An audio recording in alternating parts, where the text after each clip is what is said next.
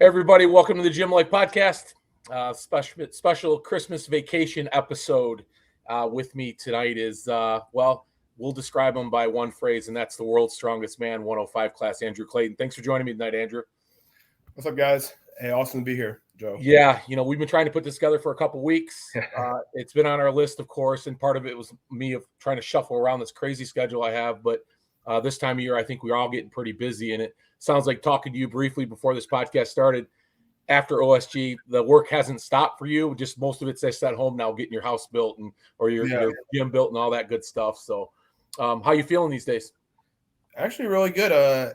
Despite getting really sick after OSG, I think everybody caught a bug, and then all the stress of moving and just basically everything just going off routine.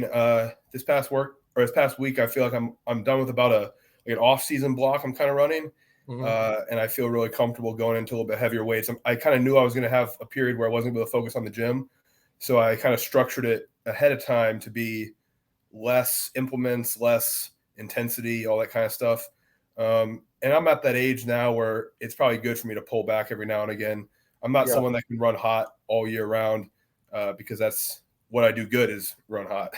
Well, older and wiser, though. That's going to bode well for 2023, I'm sure.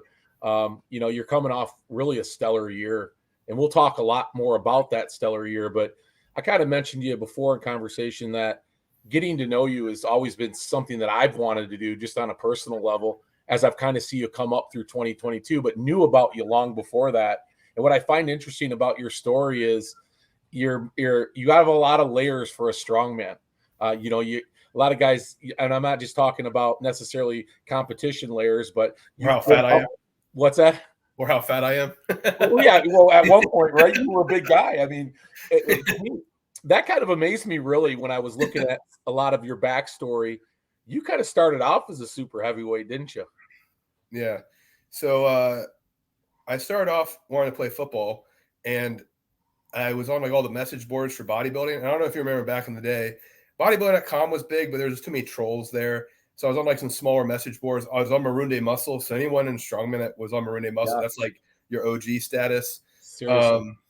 But one of the things I saw in bodybuilding forums was sorry, my dog's barking there. Yeah, no worries. Was body weight and body fat percentage listed at the bottom. And I was like, okay, so that's like your status is like how heavy you get or how lean you get. Well, I didn't have a body weight, a way to do body fat. So I can only do body weight. So shoot, I better get big.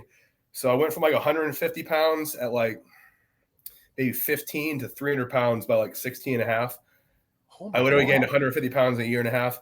And it was obviously bad. It was unhealthy, but that right there taught me the lesson of eating 5 or 6 meals a day and it boosted my metabolism. And I think if I hadn't done that, even though I got really fat, I would not be here as far as a structure of habits. I'm so that's never been a problem. I've been eating this, eating that way and, be able to consume a lot of food since 15. So I basically just changed how much I've eaten, and all the foods I've been able to get really lean or really big or, stuff like that. Let's start right there, because I find that these backstories to me really kind of, it connects us all in some way or another, because you just said it, the Murundi Forum, right? I remember being on that forum. I think we need to talk about that more. God rest his soul, Jesse Murundi, of course. Yeah. A guy that we would have realized who would have had a huge career in strongman back in the day. But that forum and kind of starting off as a kid and being a part of that scene sort of from the peripheral, it kind of molded you a little bit, but it started you kind of growing. Were you kind of a strength athlete then? Did you play football then? What was kind of the goals? I played football. I don't know how good I was. I didn't really play very long. I realized that with team sports, you can't control it. We're never in control all the way as a strength athlete, but in an individual strength sport like strongman, I control a lot more than I do on a team. So I didn't like how I was putting in work on the weekends or, I was eating, 5 or 6 meals a day and other teammates were slacking on the weekends, going to parties or just, I was so focused on winning at football. I wasn't distracted by, oh, there's hot girls in this class or oh, let me go drink beer at 16. I just it never came in my mind because I put my mind on being good at something. And I knew that to be good at something, you have to sacrifice something else. So I remember reading an article at 15 or 16 years old about a football team that gave up carbonated beverages and white bread. And that's not really the point. The point was they just picked things that were to sacrifice. There are plenty of people that are dominant. I mean, I eat white bread and I drink carbonated drinks now. Sure. But the point was you had to give up something to be good at something. And that just like always resonated with me. So it was really frustrating when I would like be on teams where like people weren't doing that and they weren't making the sacrifices.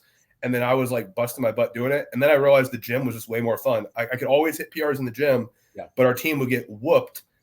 And I was like, well, I did my job. And it never manifested itself into really loving a team sport because of that.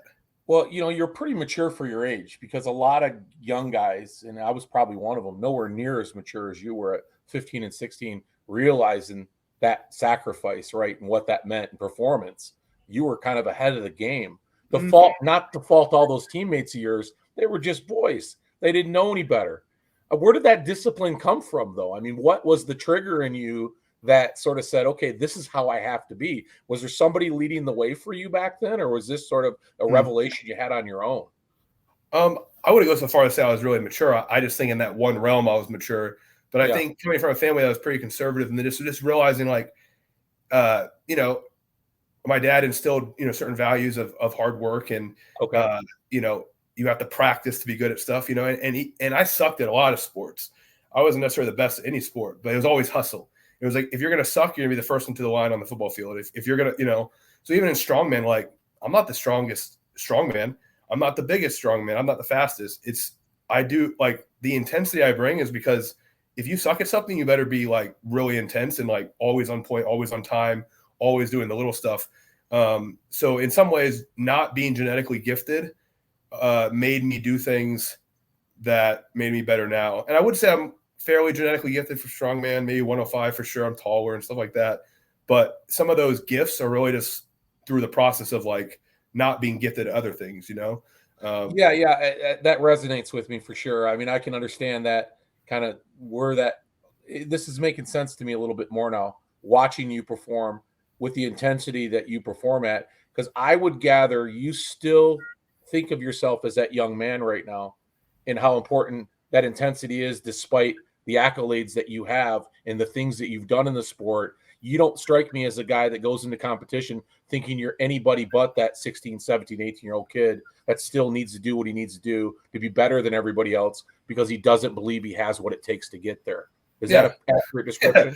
Yeah, I mean, some people say it's like an insecurity, but I just think like a lot of people, when they look at themselves in the mirror, like they're always wanting more.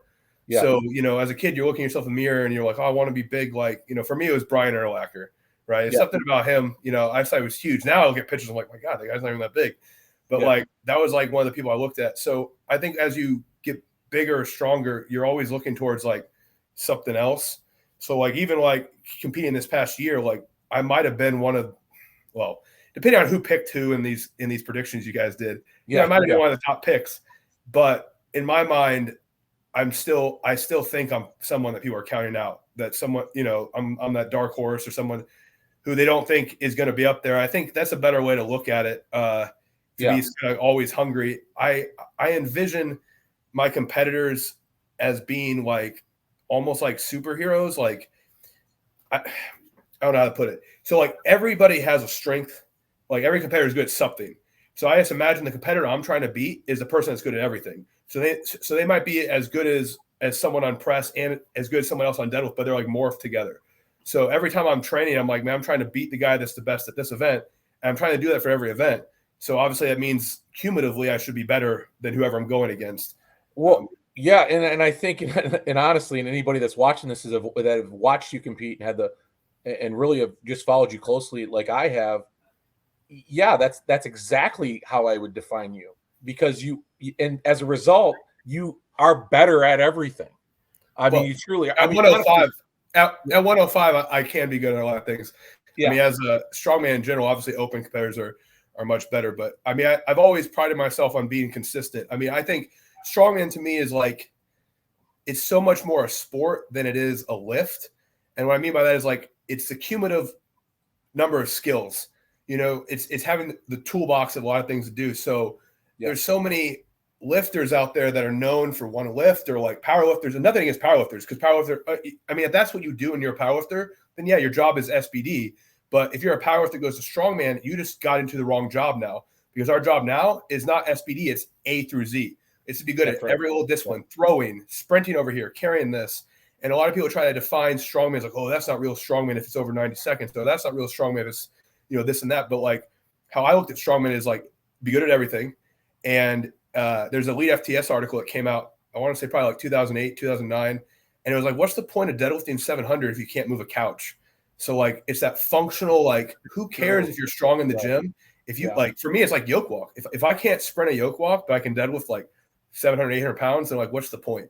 Because yoke walk is well, I don't know if this is supposed to be family friendly or not, but it's pretty badass. Like that is like the strongman core lift, in my opinion, is heavy weight on your back, move it A to B. Sure. And it's not one you're going to do without knowing how to do it well. I mean, you're just not. Yeah, you can fumble fuck a yoke. Not anymore, because everybody has a yoke walk.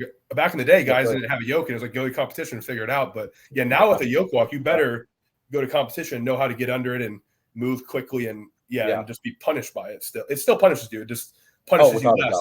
It punishes you less. I mean, you say it's fun to do, but it's fun because it's perverted that you say it's fun because it really isn't fun at all. It sucks. Yeah. Yoke walk always sucks. Don't do what I'm telling you to do. Do the opposite. You'll probably have a better life. Right. Exactly.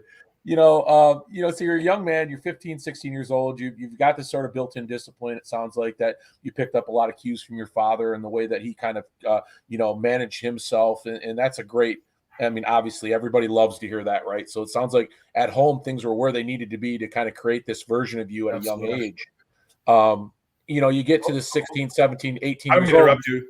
I just want to compliment my parents on that. Yeah, because both my parents are perfectionists and they teach and they coach. So they know like that's their core being is to teach. So I have 6 brothers. So it's, to be able to raise a family like that and none of us be like, I mean, I've messed up in my life, but like to be like problems to society is pretty good, The odds is all 6 like being well put together, and being successful in all our different realms. But my parents always talked about perfect practice and just my mom told me blinders up when you're doing something. And, and my dad he was like, it was finesse or it was hustle or, it wasn't necessarily like I had to be good at it. It's just you better implement those things into it and, just always keep working because somebody's going to be better than you and you're going to have to just, So, I just want to call my parents on that because that's something that a lot of kids don't have is some role model. And unfortunately, our role models now are Instagram stars. And so, and I'm going off a tangent, but I'll say this. You're right. A teenager who started in strongman, I definitely take a passion for other teenagers like myself because a lot of people didn't believe in me then, and they didn't help me out. Luckily, I had parents that had some belief in me. But even as a parent, like I mean, your 15-year-old comes to you and says he wants to be one of the world's strongest men. Like, come on, you know what I mean? It's not going to space, but it's like it's like come on. So like it is probably surreal for them to have it happen, but at the same time, they didn't have to believe it fully. So I have a couple teenagers that I help now, and man, I try to do as much as I can to help them because I've been there, and I know what it feels like. Everybody telling you, "Oh, you can't do that. You're gonna hurt your back." I'm like, no, like just ignore them. Do your job, ignore them, and one day you're gonna get to like laugh at it. It'll be 10 years from now. You're gonna have 10 years where you can't say a word, and then 10 years from now, when you're 15, 25, when you're making prize money, when you're pro twice, when you've gone to America's Strongest Man. Then you can be like, when you're building a home gym off the prize money that you won in strongman, you can be like, So it's a very delayed gratification for sure. Well, it is, and it comes with that mentoring, because you have to be willing to accept the sacrifice and the battle and the road to get there. And really, this is all kind of really making sense to me because you really had those core beliefs, that foundation was set at you at a very young age, and you managed through what some would consider some tough years, some decision-making years. And I get it. You weren't perfect. I'm sure there's some good stories that follow that as well.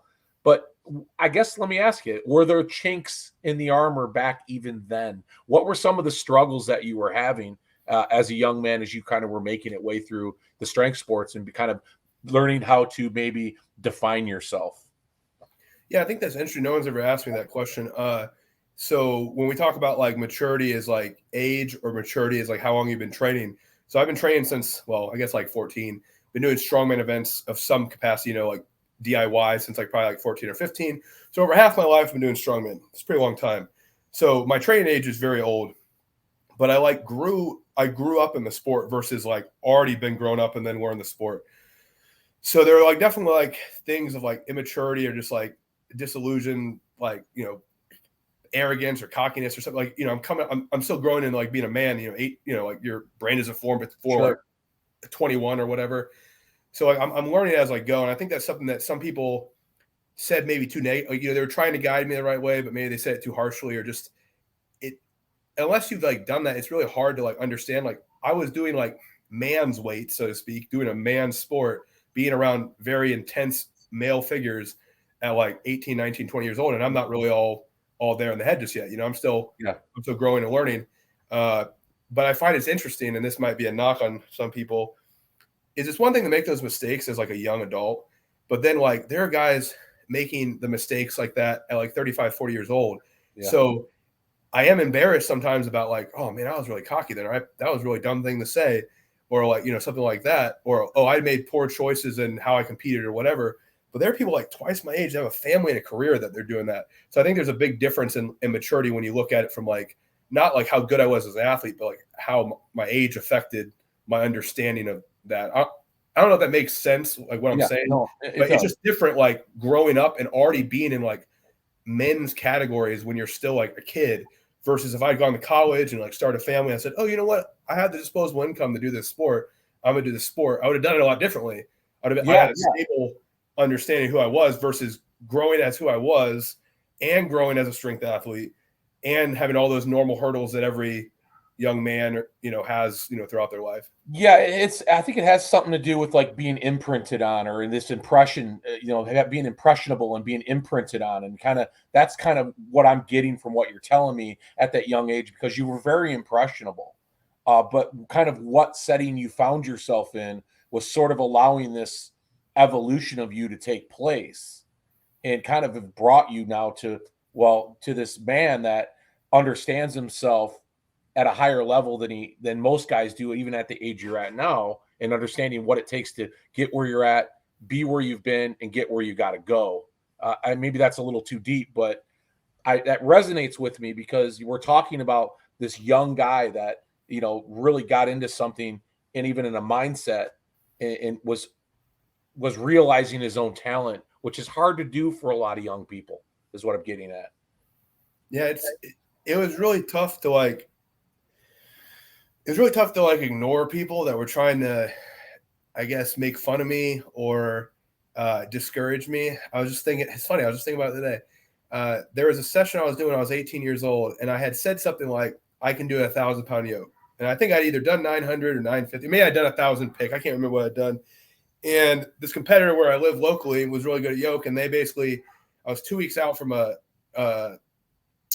weeks out from Teen National in 2011. They tried to bait me into doing a 1,000-pound yoke 2 weeks out, which is obviously not smart. Our yoke walk, we didn't even have a yoke walk in that show. So they were just basically trying to like teach me a lesson by making me do something that wasn't on the training plan.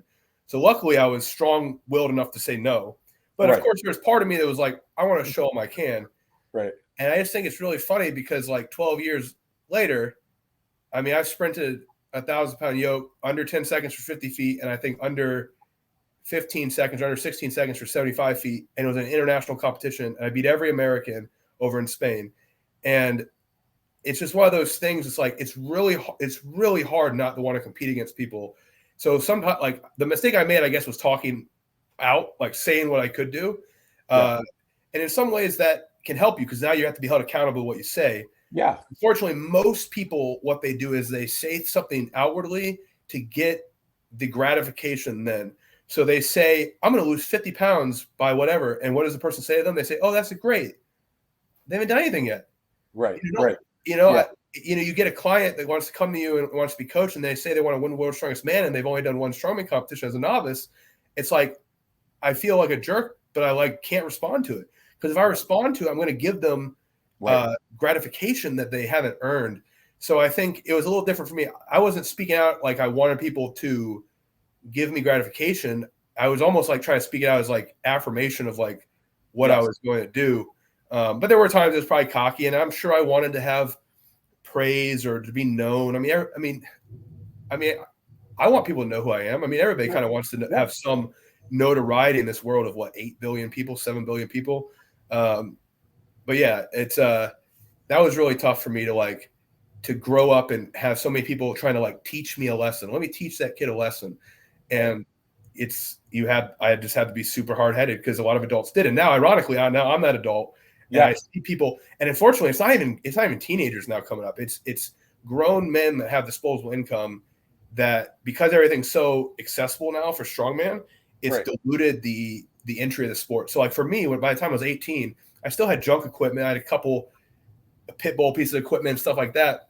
But like I really had the work to have the strongman. I mean, luckily my parents supported me, and I was able to have like a garage where I could store it. And I trained outside in the street, and somehow I loved it. I don't know how I loved that, but now people can go to like commercial gym, pay $40, or they can get it shipped to their door with free shipping for like relatively inexpensive. It's so accessible that there are guys that are like, oh, I'm going to be the next world's strongest man. It's like, dude, yeah, you just hit like order online.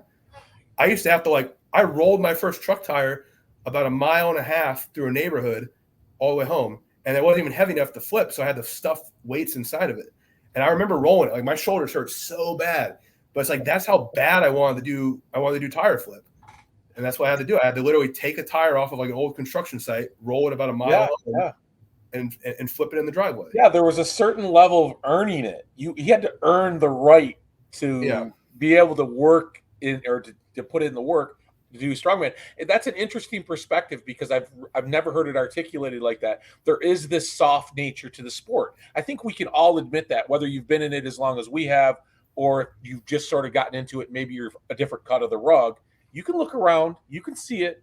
There's this sense of entitlement almost in this sport that didn't exist 10 years ago or 15 years ago. Now everybody as a teenager.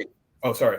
Even as a teenager, like I felt entitled to stuff, and that's like that youthful entitlement. But it's like a different type of entitlement. It's like, because I own the equipment, I should be allowed, or because I can afford the entry fee, I should be able to go to this prestigious world competition.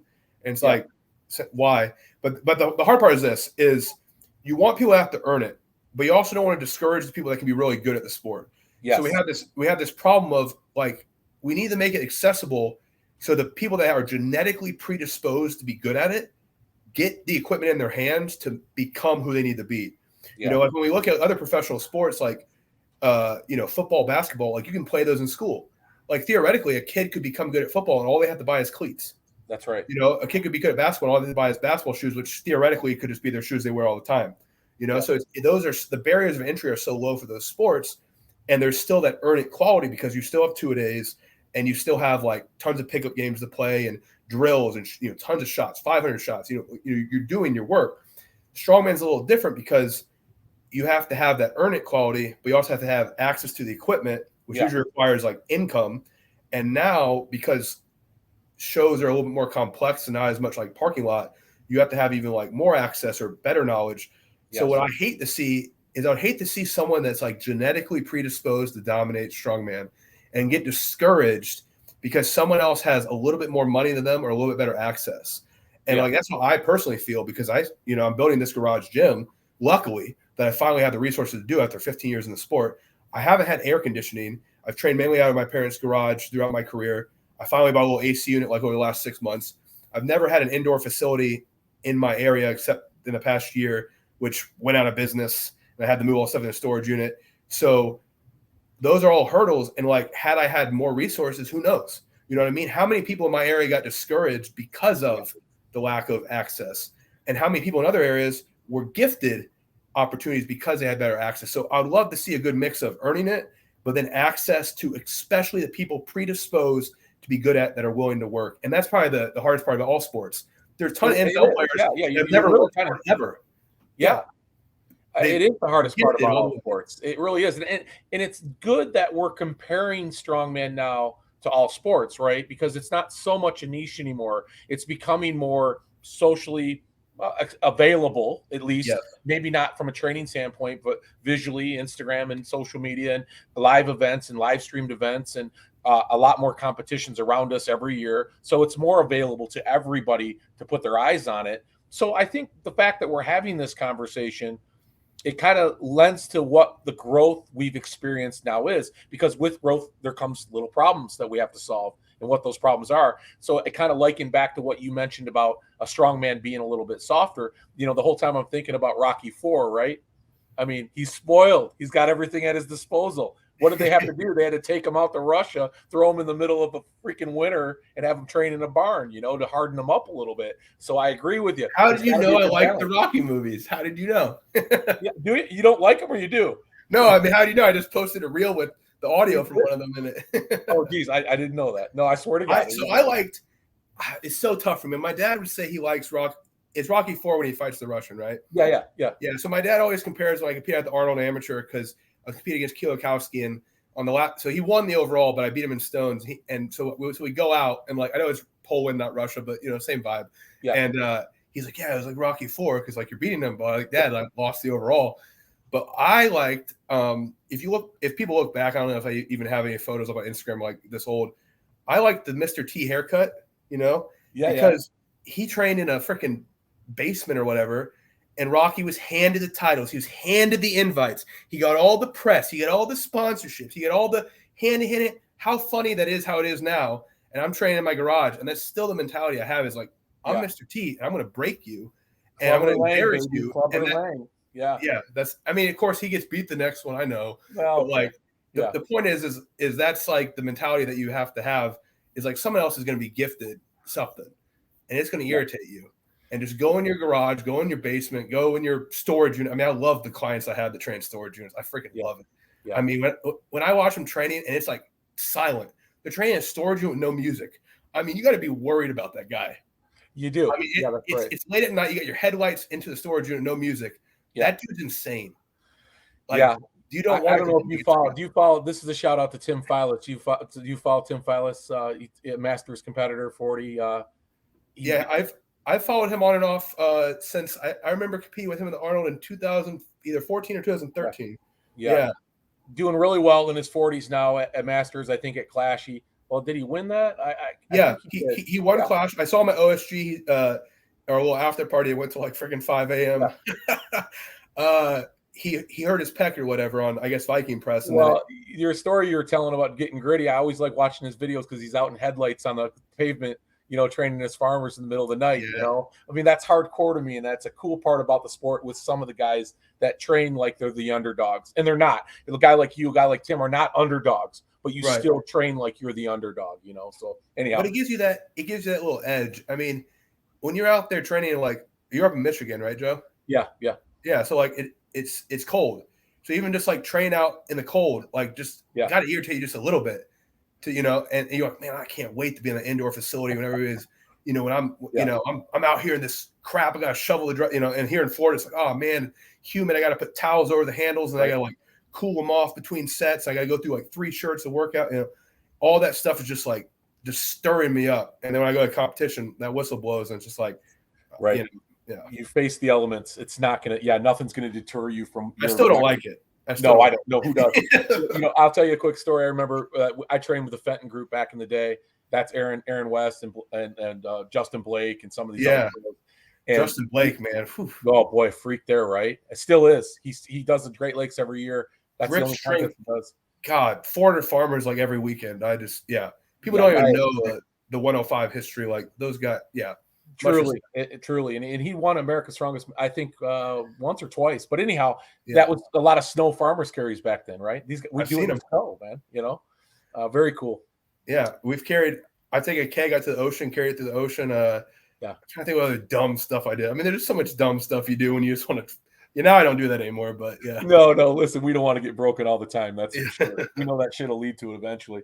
How do you coach right now, right? You got a few people, young guys, you're mentoring them, I guess, a bit in the sport. You brought that up, some of the younger guys training right now. I don't necessarily target just young guys. I just like to compliment them, but I'll compliment one of my clients. I'm gonna shout him out. His name's Gabe. I think he's 17 now. He's 16 years old. He's paying for my coaching. I'm not gifting it to him. He's paying for it. And he was working a job, at a fast food chain. He's paying for coaching. I mean, that's the type of dedication that you have to have. You know what I mean? He's doing all the work. He's watching the YouTube videos, and that resonates with me so much because that's me. That's me watching the YouTube. I'm almost like tearing up. It's like it's watching the YouTube videos. It's doing the homework. It's seeking out people that know better. And as opposed to the first person I sought out in strongman, kind of discouraged me because it was a training group about 90 minutes from my house. I was 15. And he's like, well, you're going to have to bring your parent with you. And he's like, oh, are you even serious? Like, I'm like emailing / Facebook. I had like make a Facebook to contact them. It was weird because that's the only way I reach them. But I try not to be that. I try to be the person that's going to be encouraging. But I have clients, a good mix. I would say probably my average client is like more intermediate. That they're past that novice stage. They're trying to get a foothold in the local strongman scene or get to the higher level scene. But I think I have 4 or 5 guys going to the Arnold Amateur. I've consulted or worked with at some point the guys at World's Strongest Man. It's not how do I put it? I enjoy coaching, and I think I really enjoy just helping people in whatever phase they're in. So I've consulted with guys at a high level, and they just needed me for a brief period of time, get through a rut, or they just wanted to hear my advice. And then I've helped people who are more at the beginning stages, and they're seeking me out because they know they're one of those types of people that overanalyzes. And I'm one of those people, and I think you always seek out people that are like you, or you're naturally, you gravitate towards people like you. So the people that are over analytic or they want to outsource that to someone else, and I'm that guy. So they outsource it to me. I do the thinking, I make the decisions, and that's awesome because they're the over analytical person that's going to work. So once I give them the boxes to check, and then they report back, and I'm like, wow, who would have thought it would work if people did the work? And so I really have to compliment all my clients. I mean, I can't say I have any client that doesn't work hard and does all, it's probably the best job I've ever had. I mean, the fact that I can be at home, usually sweaty in gym clothes, and have people that enjoy talking to me and working with me, it really is a blessing to have that. I think there's another layer to it with you as well, and maybe I know I'm not wrong. You bring a philosophy into this as well, not just a methodology and training, but I would say to you that I think that your students gravitate towards you because you also bring this philosophy to training, not just training, but being that individual in training. Is that fair to say? Yeah, I mean, so when you are a coach, you have to create a brand for yourself. And I think, a lot of people have probably gotten irritated with being like, oh, he's the guy that always talks about injury. We kind of talked about off air about everybody's talking about injury. My brand is going to be never quit, always show up, intensity, work hard, and outlast everyone. I mean, I've been in sport almost I've been in training for 15 years and I'm not done. That is the brand I have. And I want people to gravitate towards that. And I also, I love when I'm in my flow of doing strongman, I love it. When it's clicking, I love it. And I attract those people too. So that's kind of I guess that's the philosophy of the branding that I bring. And there's the only problem with that people have is the halo effect, right? You see a very successful athlete. I'm not even saying just me because I'm not the most successful ever, but you see successful athletes on Instagram or whatever, and you think they can coach. And that's probably the biggest worry we have in the industry is like, oh, they're just going to that person. Yeah. And there is some halo effect to me. People see how I perform at OSG and they're like, wow, that's my coach. It must come back on me. And I'll say yes, and then I'll say no. Yes, I think it does. My competition experience gains me knowledge to help them. And ironically, I learn a lot from my clients because I run more training cycles through them than I can possibly ever do. So the feedback I get, I mean, I had my client, Craig, freaking genius. He talks, his feedback is so good that like I'm learning from it. He's like, yeah, when I do the sandbag, the shoulder, I feel a little more broke off to do overhead. And I didn't even think about the trauma of like having that, to have it hit your shoulder as causing a little bit of overtraining towards that side. So it gave me an idea of like how to structure some of the things so we didn't affect our pressing from an event that you wouldn't even think would really affect pressing. Right. But yeah, so I do learn as an athlete to help them.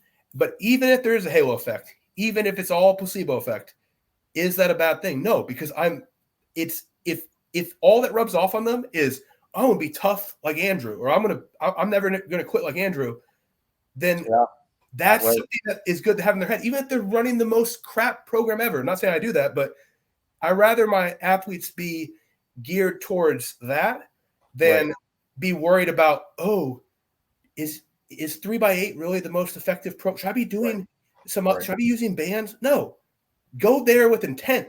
And even if what I program you is not the best ever, if you believe it and you have intensity, you're probably going to get somewhere. And then I'm going to work out the kinks, and I'm going to get better as a coach as I learn. Right. And the block that I wrote for them a year ago, now this block is 10 times better because I've learned from myself and my competing. I've learned from their competing, and I've gotten better as a coach. And because they've believed me the whole time, they've been there the whole process, it just keeps going up. But if they start doubting me and stuff and they're not bought in, that's when you have the problem. So my brand of Never Never Quit has created clients, I think, that are just so bought in to being intense. Yeah. I mean, every one of them is making gains because they're willing to work. And I just can't brag enough about. Yeah, and you articulated that much better than what I was trying to get around to asking you, because that's exactly what I thought. I mean, there's this level of intensity, grit, dedication, and determination that sort of precedes you outside of your performance, is what I'm getting at, because you lead with those other things first. I noticed that about you. It's obvious. You lead with all that other stuff first. The performance comes following that. So it always makes you a gamer, and it makes you finish. And that's what I love about watching you compete. You know, the master or the clash of the Rockies, the one that you won. Was that a defining moment for you, Andrew? That particular show? Is it safe to say that was a defining moment for sort of where you were headed? Man, it's tough. I mean, there's so many contests in my career that's like, you know, it moves the trajectory, like, you know, a couple years down the line. But yeah, I mean, coming back to competing, because, you know, I was always training. Yeah, right. Yeah, I was really nervous. You know, I mean, the hype of 105 is so high. Yeah. And some of it is just hype, believe it or not. I mean, the more you talk about something, the more it kind of creates its own animal. It snowballs. Not that I know anything about snow. I'm in Florida. But yeah, I was super nervous. You know, I've been doing it so long, I figured, you know, I got to be good at it, but their guys getting better all the time. You know, you're watching their Instagram, you're watching their highlights, but being able to clench that definitely, like, was some reassurance that even with the broken pieces I have and maybe not the best, you know, physical, or, you know, maybe I'm not even the strongest I've ever been, I still know how to game, and I still know how to execute a plan.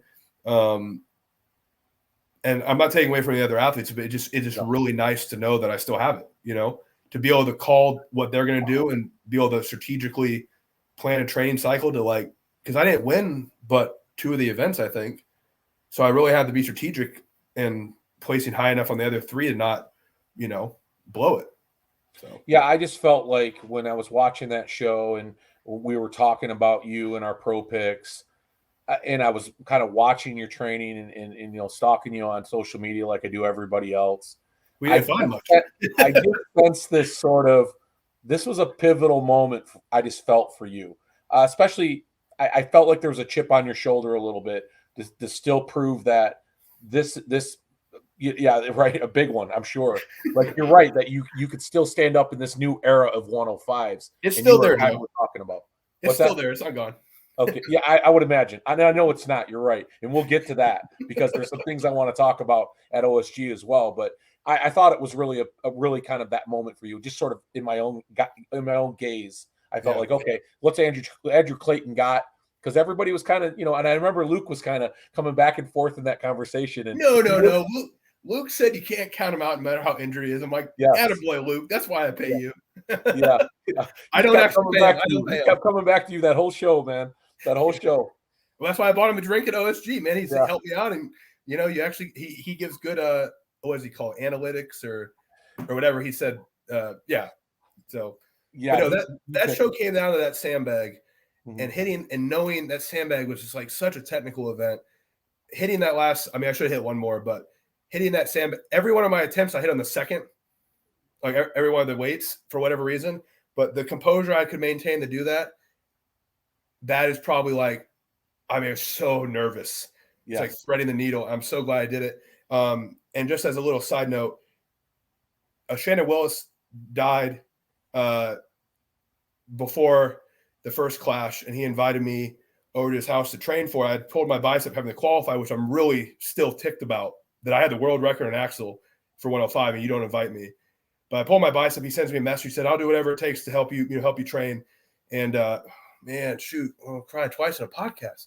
And I thought that was really nice. I really thought about doing it. I thought, man, he's going to help me. You know, maybe I come back, but realistically, I haven't been training strongly for a while. And then he passed away that year. And so every time I trained that sandbag event, because I trained at his house, I was like, man, I can't screw this up. Yeah. And so I didn't say anything at the show, but like that event was like so many times I thought about what he told me when he taught me the event. I'm like, man, I gotta get a W on the show because this is So that was good for him. That's that's very cool, man. We gather our inspiration sometimes in different ways, and that seems like a really kind of a moment you're always going to hold on to, and I love that. I really do. I mean, a lot of people. I've had a couple of people pass away in strongman who have left a lasting mark, and I actually have a wall in what's my parents' garage right now, but I'm going to have a bigger wall in mine. But you have to die, so all people that are dead. But that wall is going to have very, very important people, and I'm sure somebody that comes to train with me is going to be slightly uneducated. They say, "Who is that?" And then I get to tell them the story, and we tell them, what Shannon taught me. Also, Scott Helms up in Georgia, what he taught me about how to load stones, and just those things are just they're bigger than the sport. And when you look at like the legacy of people, there's plenty of people that are going to say good and bad things about me, but as long as I carry on a legacy of the people that are like really good, and to me those are two individuals that are much better than myself, I don't really give a crap what you think about me, because it's bigger than me. It's about them. I like that. I want to end up on a garage wall somewhere myself. That would be it. Well, if you pass away before I pass away, just send me I got to do something to earn it, for fuck's sake. But teach me a lesson or something. Give me like a good pointer I'll try to do that. Stones or I think I'm going to go before you. I'm a little older, so I'll try to do something between now and then to. I'll try my best not to. Please don't. No, you got way more work to do. You have more work to do than I do. So coming off that show, I really thought, man, it was. I knew OSG was next, and I thought to myself, I cannot wait to see you at OSG.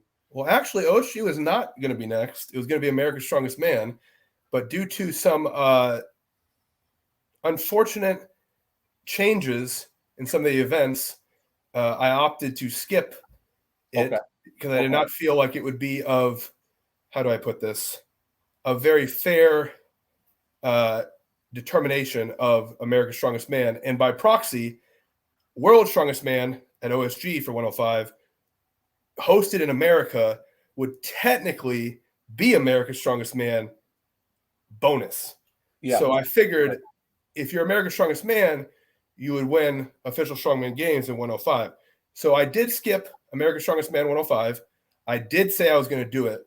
And on this podcast, I'd like to apologize for skipping it. I am so sorry to all my fans that I skipped it, but due to circumstances that are outside of my control that other people could control, I did not go to it. So yes, that is very much me keeping my mouth shut as best I can. But I really wanted to go to America's Strongest Man, but I'm going to play by fair rules to all competitors, and I'm not going to waste a peak for things that are going to be changed to bias for one competitor. Right. No. I think people can read between the lines there, and if you can't, do your research and you'll figure it out. So. And now I'm hated. I said all those good things, and now I'm hated. But hey, I mean, I got to be honest. I told everybody I was going to do America's Strongest Man 105, and I lied. So I feel bad. Well, it's I'm sure 2023 might have a different outlook for you, but in any case, you go to OSG.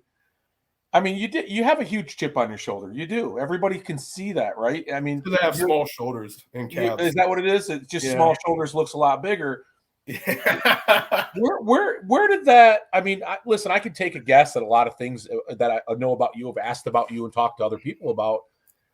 I mean, but really, where is the root of that for you, Andrew? Where does it come from? I think, I mean, I obviously don't want to be counted out, but I think so. I'm always going to be an open strongman. I'm a strongman. Like when I tell people what I'm good at, I'm good at strongman. I don't define myself by my weight. I think that's a weird thing we got going now is, oh, you're a pro 105. No, like and whether you're pro or not, I don't want to hear the whole argument getting paid, getting not, because like I can show you that I'm paying for the gym I have with the cash that I got from strongman. So like whatever, like in my mind, it benefits me.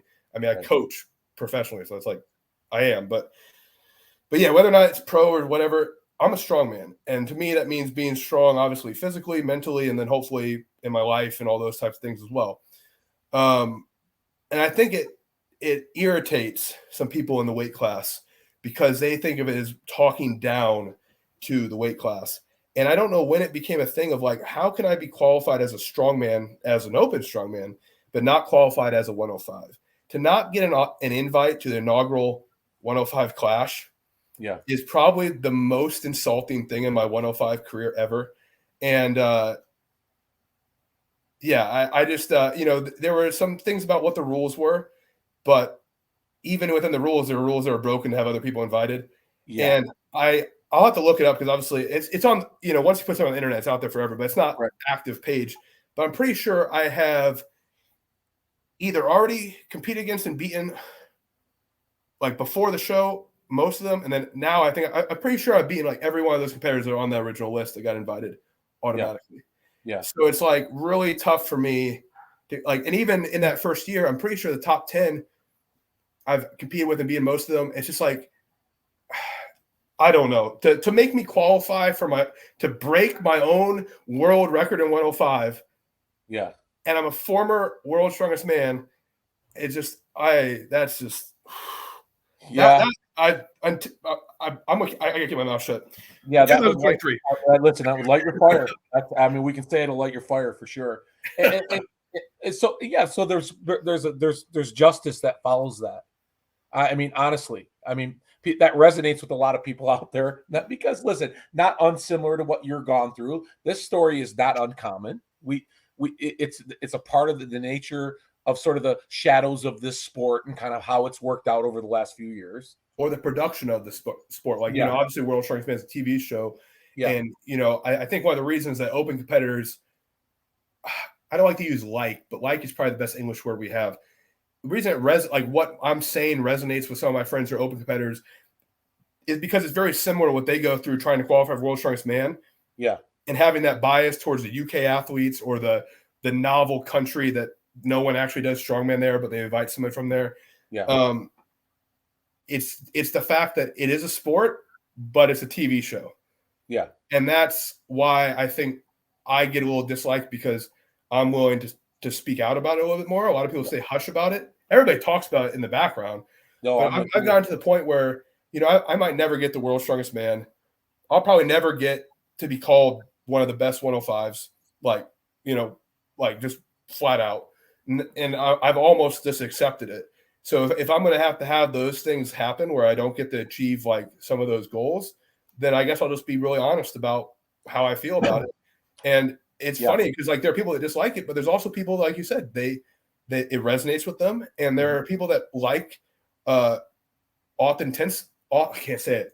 Authenticity. I got you. Yes, thank you.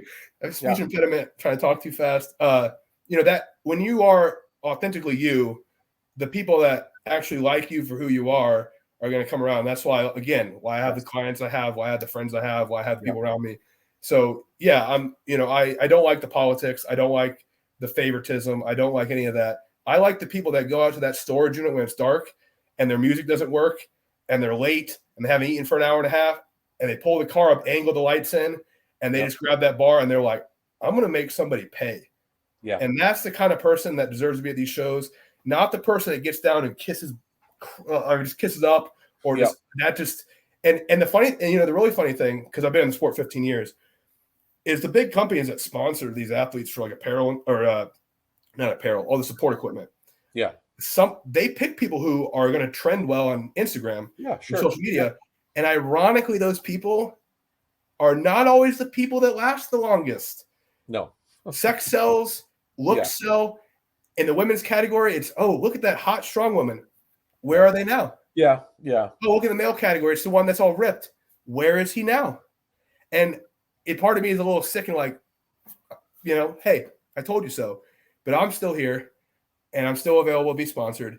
So if you weren't the last. We're talking about a bill of goods here in Strongman. And listen, I love to hear that because I'm the same guy you are. And you watch some of my clips and stuff. I'm not afraid to say it the way I see it. And I don't give a shit. There's got to be a certain legitimacy lent to this sport before it becomes corrupt. With sort of this preference thing, right? The way things are kind of, it's not legitimizing it as a sport when we see a lot of the games being played and the way it's kind of being sort of defined to the public. Well, that's the thing is like, even I have to say hush hush on your podcast a little bit, because if I just flat out said it, then I'm calling someone out, and then everyone that agrees, which is going to be more people that agree with what's popular than what's like off to the side. So now everybody's going to come at me, and they'll try to affect my business, and they'll try to, they'll do things that affect me as an athlete. So that's when it becomes a problem. And this is the same thing that happens in every movement, is you get a bunch of people that go with like the popular thing, which might not be the right thing. And then you have this minority of people that might actually be, I don't want to say truth, but that might actually be what happened. But you just gang up on the other one and crush them, and overpowers them. It's politics, and it's just exactly what it is. So, but what's the best thing about our sport is, and it can never be changed. You got to lift heavy shit, and you got to move heavy shit. And if the you scoreboard, can't do it, that's it. Yep, the scoreboard is what, and that's my dad said. The first little beef I got in practice, in upperclassmen was, throwing me to the ground, and I came home, I was upset. He said, just beat him in practice, beat him off the block, and hit him hard and make the tackle. And then the same thing, like if someone's talking crap about you, just beat him in the game, beat him, beat him in the physical sport that you're going against. Don't beat him in the trash talk. Beat him in the sport. So for me, bringing up the scoreboard, that should be where it is. And the fact that there's even like debates and crap on the internet. I mean, I love the predictions you did. That was very, very good. That wasn't a debate. That was more like educated guessing. But the fact that there are debates or just trash talking out there, it just blows my mind, because I think it should always come down to like, let's go compete head to head, head to head. If you are actually the best at something, you go head to head with the person you're trying to beat. You don't do it a roundabout way. I think there's a bigger contingency of people out there than we realize that prefer to see the sport through that lens, that want to see the best compete against the best at all cost, regardless of preference or politics or anything else. And the day that a show, which I hope we never see, but we generally do in some way see it, doesn't want a certain person there to compete against a certain person, I honest to God, I'll scream to high heavens. If I recognize it, identify it, I won't stop talking about it. And I hope nobody else does either, because we got to shut that shit down. Yeah. I mean, there's always going to be some bias, but we can leave this conversation. I'm getting pretty heated. No, we can't. And I don't want to be a negative person. Like, the sport has come a long way, and there's so much positive. But like, hopefully, people understand the point of view that I have is I don't want to say more unique, but very unique. Not everybody's going to go pro, and they're still going to enjoy the sport. Not everybody's going to go pro and never even get a check, and they're still going to enjoy the sport. Not everybody's going to make it on TV or go to World Strongest Man or go to Giants Live, and that's fine. I'm not saying that, but when you get there, it becomes like you've worked. It's so many levels to it, and it's so much diminished returns towards the end, that to have some of these quote unquote like inconveniences and not being invited, it just makes it's like 10 times worse than what you think it is, because it's like you've done all the other things to get to that level. It's not like, oh my gosh, I didn't get invited to the local show that happens every year. It's like, oh my gosh, like I have to do like how many more train cycles, or a year's time for me now is very valuable. I mean, I might be done at 35. Who knows? I could have a family in 5 years. And now I take off. So I'm on borrowed time, and I've done it for 15 years. So every time there's a year delay is like a significant like slap in the face. So so that's kind of what I'm getting at. But I'm not dissing the sport. The sport has improved a ton. No. The most prize money I've ever earned this year, I've been the publicity, the ads, the sponsors, the being on more podcast. I mean, the content. As a whole, I'm very happy and very positive about the sport.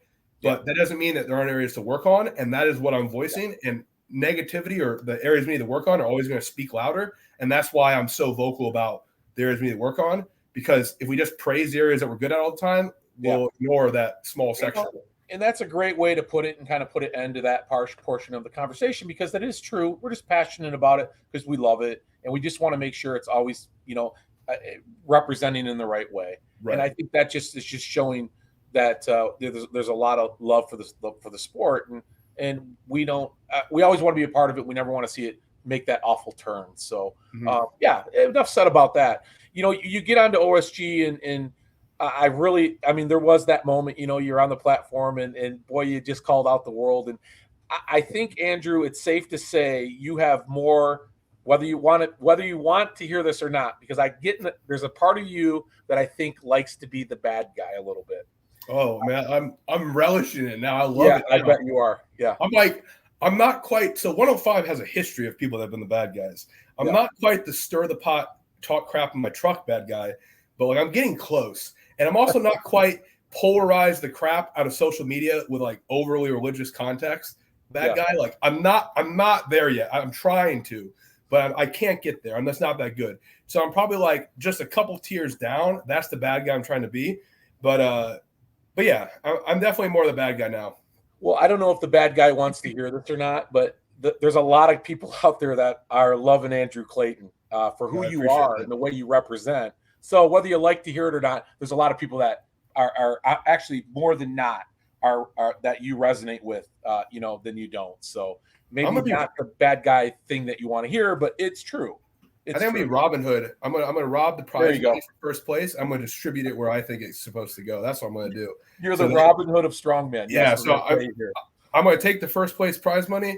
I'm gonna put it in the places where we should be putting that disposable income, helping people, and giving it to team competitors and tipping coaches that stick around for years on end, instead of winning prize money and just being a complete jerk about it. So I'm Robin Hood now. That's why I'm Andrew Robin Hood. There you go. That's my moniker. Yep, that's it. No, that's what we do here at Gym Life. Hey, so what does 2023 look like for you? Kind of in just in a snapshot. Do you have like I would gather you probably have kind of a game plan, right? I mean, what is that exactly? So as we talked about at the beginning, I'm trying to get my home gym set up so I can really train. The events and stuff or the dates and events are roughly announced for Clash. I've already qualified for that. Yeah. I mean, I plan to do that, I guess. I say I guess because like I really don't have to. Like I really don't think I have to prove myself as a good strongman, but they just keep moving. So there's a book, Who Moved My Cheese of Gratification. It's kind of like that. It's like I thought the cheese was winning OSG, but apparently then it was ASM, but then it wasn't ASM. Now it's Clash. It's like they keep moving the cheese around. So I'm just trying to get the cheese, and apparently it's not where I think it's going to be. But yeah, probably Clash. I'm still at a 105 body weight, so to speak. So maybe I'll do some other 105 things. But as I've been on a couple other podcasts, I just kind of say the same thing. I want to get bigger and stronger just for me. I do love strongman. I love training, and it's tough to have to cut weight or even just not be bigger. I mean, I can eat more. It's easy. Yeah. And maybe it's the maturity of knowing how to train or how to recover or age or whatever. But I feel like I actually have a lot of room to grow as far as muscle without getting fat and do a better job than I did last time. And if things had happened differently this past year, I probably would already be big. I actually had to lose about 30 pounds of mass, which mostly was lean mass, to be able to cut down to go against 2 returning champions at OSG. But unfortunately, there was a change in plans on their end. So that did kind of upset me because I was up to 290 with abs in 2021. Now I am no longer. So that's kind of a bitter pill to swallow. But hopefully by next year, I'm back to about 290 with abs, looking jacked, being strong for myself, not playing by the rules of, hey, go break your body off to get on TV. That's a TV show that we invite people from countries that don't even do strongman. So yeah. So this open thing is going to happen. I mean, this is in the plan for sure. I mean, I'm going to have to come back to open eventually. I'm almost 6'2". I've walked around 300 pounds. I don't even know how many years of my life now. Probably, a good majority of my life, I was close to 300 pounds. I know from past experience, I'm really, really strong around 285, 295. And that was when I was a little bit softer. So now if I'm a little bit leaner, even better. Be able to eat more calories, it prevents injuries. I'm not, riding that line of recovery. I've spoken about it a lot. I think some of the injuries I've gotten as a 105 was because I was cutting or training more like a bodybuilder. And, we're performance athletes. So if I'm a little bit softer, but I heal better and stuff like that, that's fine. But I also want to enjoy being able to train. And so strongman is about, like, I do like the idea of being good at like all million events of strongman, but that doesn't mean I need to train them all. And if I want to go do a local show that we're doing like a max log, a max deadlift or something like that, I just want to be able to go do it.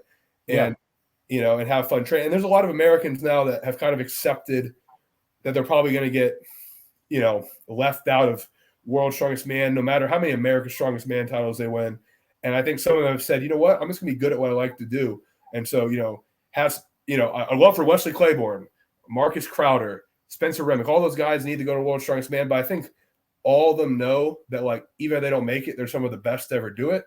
And they want to be strong regardless. Yeah. So that's kind of me, but maybe one step back. Like, I'd love to make it World's Strongest Man and be like one of those guys again. But if I don't, I just want to be like one of the strongest people in America. And big. Yeah. Well, just because you love to do it. And it sounds like that's great. That's a great plan. It really is, because I would love to see you do that, actually. Oh my God, I'd love it. And you feel like your body is going to hold up. You don't feel like that extra. You just kind of said it. You think you're at a better place to keep your body healthy, heavier. Yeah, I mean, it's so much resource oriented. Being able to afford PRP and all the treatment you need to make sure your body stays healthy, and eating the right. Even upgrading to eating better quality beef. Could be a gain, and being able to not have to work as many hours, get more sleep. So as my business, does better in coaching, as I have a home gym and resources, I'm not wasting time driving to a gym and coordinating those logistics. I'm hoping that I'm able to pour a little bit more into myself. And as I said before, a lot of my clients, I think, love to see me compete too. So I don't think it's going to take away from my business of coaching. I think it's just going to make it better. So if I'm looking forward to anything in 2023, it's just finally having that, like, the hub, or as I call it, the compound, where everything's going to happen. I mean, I'm gonna be as close to professional strongman that's not a professional, according to the internet, as possible. Right, whatever that means, right? Yeah. I mean, I have a backyard with about 35 feet of concrete to run yoke. I'm gonna have tons of storage for equipment. I don't have an HOA, thank God. And I'm gonna try to pour myself into it for the next 3 to 5 years, and see what happens. Yeah, the great thing about it too, the great unknown, right? I mean, because we're watching this sport kind of evolve at a pretty good clip right now. I mean, all the kind of things that we're not so happy with right now, and the way things have kind of happened up to this point, it could kind of change on a dime too, where we're all of a sudden we see those guys like you just mentioned in a better position, and yourself in a better position, just to do more things and to be more visible and have more fun too. And I'm holding out on that. I really do. Maybe I'm a glass half full kind of guy, but I really do feel like we're at that kind of shift at the moment, where at any moment we can see a little more opportunity coming for those of us that we know deserve it, or those who do deserve it. So maybe in all actuality, the road you're taking, by the time you get there, you're going to find yourself in a place you never thought you'd be anyhow. Yeah. And that's always the case is in strongman. Unfortunately, you can't plan too far in advance, because you kind of have to seize every opportunity you have. And so many times when the opportunity comes, is more a factor than when the person's ready. So, like OSG is a great example. OSG wasn't as big in 2017 as 2022. So the opportunities allotted to me now as a winner versus back then are much different. Yeah. So even though maybe I'm the same athlete, maybe I'm roughly the same abilities, it's going to be interesting seeing what they open up in 2023 and who's there to, like, strike when the iron's hot. Yeah. Well, it sounds like the one thing that I could find for 2023 that we're kind of semi-committed to is some unfinished business at Clash. And then after that, we'll see where you go. Yeah. I'd like to do some cleaning up of some stuff. And I really need to leave 105 with a very good, I need to stamp 105 very well. Yeah. Exit the right way, you're saying. Yeah. Yeah. I mean, I exited on a world record and a world title, but not in the best of ways. So 2022 is kind of like a redo. And as I said, both my parents are perfectionists, and I'm also a perfectionist. So we're going to make this as perfect as possible. So, Well, it sounds like we just came full circle on this conversation. Andrew Clayton, this is long overdue. I've been a big fan of yours for a long time. And I feel like I've known you from a distance, and you did not disappoint. You're every bit the man and the athlete I thought you were. Thanks for joining me tonight. Hey, thanks, Joe. I appreciate it. Yeah, and I look forward to catching up with you in somewhere at Clash. I'll be at Clash, so there you go. If everything works out the way it should, we can share in a beer after your victory. Let's just say that. Maybe whiskey and a cigar. I'm kind of getting into cigars now. Okay, it's calming. It's calming me down. And if Clash is outside, then I'm pretty sure you're allowed to have cigars on the podium. So I think I'll tell you what. I will bring the cigars then, and Ah. then you don't worry about that, and that will be your reward. And I'll get my poster. That's what I'll do. Perfect. That sounds great. I'll bring the poster. You bring the cigars. Okay, that's Perfect. good. That sounds good. All right, Andrew. Thank you very much, man. Enjoy your holiday, of course. Merry Christmas, Happy New Year, and we'll be seeing you after the first of the year, sometime here in 2023. Awesome. Hey, thanks for having me on. Yeah, you're welcome, bro.